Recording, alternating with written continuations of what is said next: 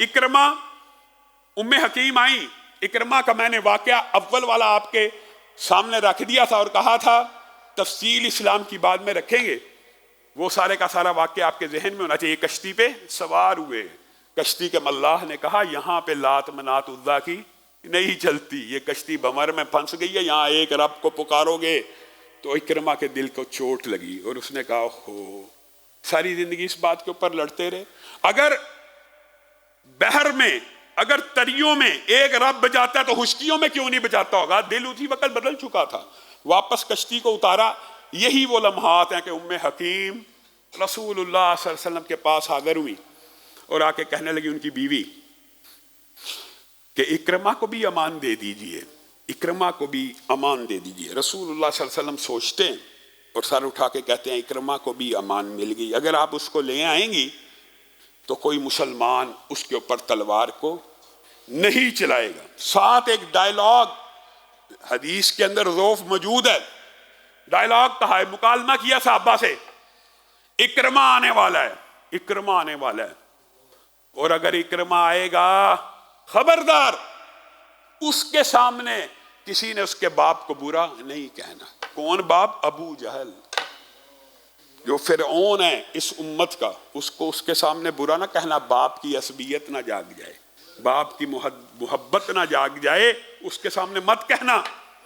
ٹھیک ہے، ام حکیم اپنے غلام کے ساتھ تلاش میں نکلی، یہ ایک الگ باب ہے، فقہ کا البتہ ایک مشہور باب ہے، ان کے غلام نے ان کے ساتھ برا عمل کرنے کی کوشش کی، خیر انہوں نے اس سے کسی نہ کسی طرح چھٹکارا پایا۔ عین اس وقت جس وقت اکرما ملاح کو کہہ رہے ہیں مجھے ساحل پہ واپس اتار دے، وہ جو تریوں میں سننے والا، وہ خشکی پہ بھی سننے والا، میں غور و فکر کرنا چاہتا ہوں، عین یہ وہ لمحہ ہے جب وہ اتر رہے ہیں، سامنے بیوی کھڑی ام حکیم، ہاں جی کہاں آئی ہو؟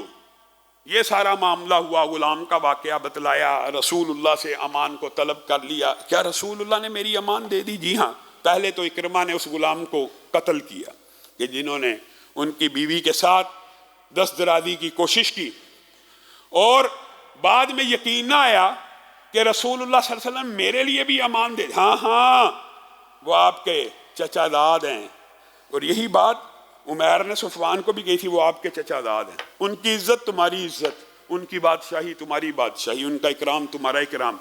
تو عربوں میں یہ ایک خاص انداز تھا کہ میری فتح تیری فتح، میری کامیابی تیری کامیابی، معاہدہ اس انداز میں کیا کرتے۔ آج بھی بڑے پنچایتوں کے اندر یا بڑے جو سیاسی لیڈران ہوتے ہیں، جب کسی کو اپنے ساتھ ملانا ہوتا ہے تو یہ جملہ تب سے چلا آ رہا ہے، میں جیتوں گا تو سمجھی تو جیت گیا، میں وزیر بن گیا تو سمجھی تو وزیر بن گیا۔ تو یہ ڈائلاگ وہاں پہ ام حکیم نے بھی کہے اور عمیر بن وہب نے بھی کہے۔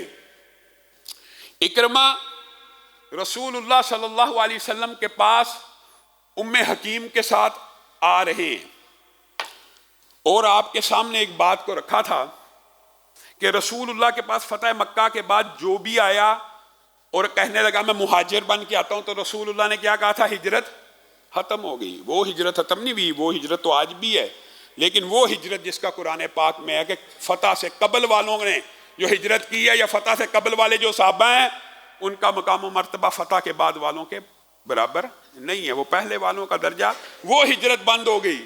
مکہ سے یا پوری دنیا سے جو مدینہ کی طرف ہجرت ہوتی تھی، رسول اللہ نے منع کر دیا کہ اب تو ہجرت بند ہو گئی ہے، اب تو اسلامی ریاست قائم ہو چکی ہے، اب تو غیر اسلامی ممالک میں سے کوئی ہجرت کر کے آئے تو ہوگی، مسلمان ممالک اور اس کی سرحدوں کے اندر سے کوئی بندہ کہ میں ہجرت کر کے مدینے آ رہا ہوں تو یہ ہجرت نہیں۔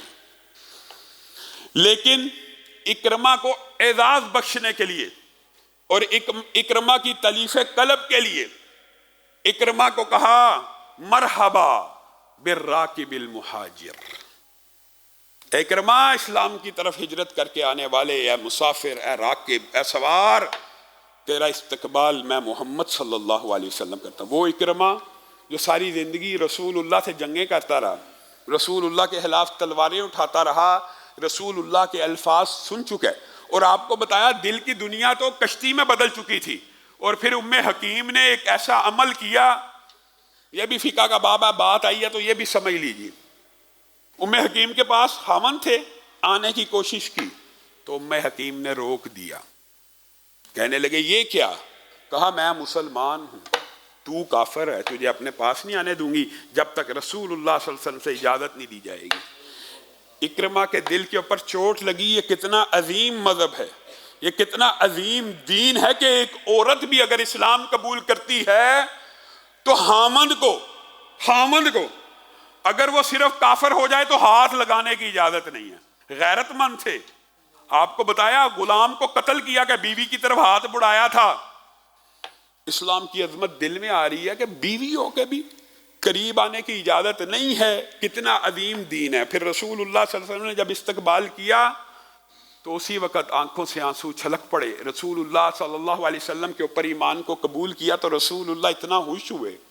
لوگ سمجھتے ہیں کہ یہ وہ ہیں جنہوں نے زبردستی اسلام قبول کیا اور رسول اللہ نے بھی بس ان کو قبول کیا. رسول اللہ صلی اللہ علیہ وسلم اتنا خوش ہوئے کہنے لگے اے اکرمہ مانگ. یہ رسول اللہ کا عام انداز نہیں ہے. آپ سیرت اٹھا لیجئے، چند صحابہ کو یہ اعزاز حاصل ہے. اے اکرمہ مانگ، اے اکرمہ مانگ، جو مانگتا ہے اللہ کی قسم میں محمد صلی اللہ علیہ وسلم تجھے عطا کروں گا. اب بتائیے رسول اللہ صلی اللہ علیہ وسلم اگر عطا کرنے پہ آئیں تو اللہ سے کیا چیز لے کے نہیں دے سکتے.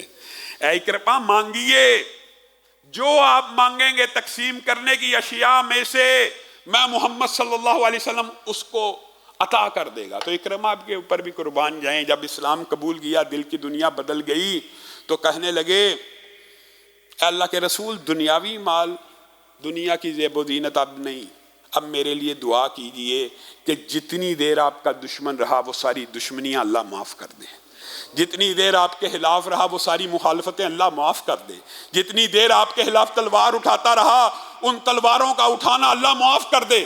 پھر رسول اللہ صلی اللہ علیہ وسلم نے درد دل کے ساتھ ہاتھوں کو اٹھایا اور کہا اللہم اغفر لہ، اے اللہ اس کو معاف کر. ہر اس دشمنی میں جو اکرمہ نے مطالبہ کیا بعین وہی دعا کی، ہر وہ دشمنی اس کی معاف کر دے میں محمد صلی اللہ علیہ وسلم کے ساتھ جو اس نے برتی، ہر وہ تلوار اٹھانا اس کا معاف کر دے، ہر اس کا وہ عمل معاف کر دے. آخر میں یہ بھی کہہ دیا اللہ میری پیٹھ پیچھے جب سے یہ پیدا ہوا آج تک اس نے میری جتنی بے ادبیاں کی، جتنی گستاخیاں کی، جتنے جملے بولے، جتنے منصوبے بنائے، اللہ سب کو معاف کر دے. اکرمہ بھی رو رہے ہیں اور رسول اللہ صلی اللہ علیہ وسلم ان کے حق میں دعائیں کر رہے ہیں. یہ وہ دشمن ہیں جنہوں نے رسول اللہ کو احد کے مقام کے اوپر، صفوان بن امیہ، اکرمہ، سہیل بن عمر، حارث بن ہشام، یہ وہ ہیں چاروں جنہوں نے احد کے مقام کے اوپر رسول اللہ کو سخت اذیت دی اور رسول اللہ کو زخمی کیا. دندانے یہی وہ جرنیل تھے آپ کو احد کے باب میں بڑھایا تھا کہ جنہوں نے جنگ کا پورا خالد بن ولید کے ساتھ مل کے پانسا پلٹ دیا اور رسول اللہ صلی اللہ علیہ وسلم کے اوپر پیادے پہ حملے کیے.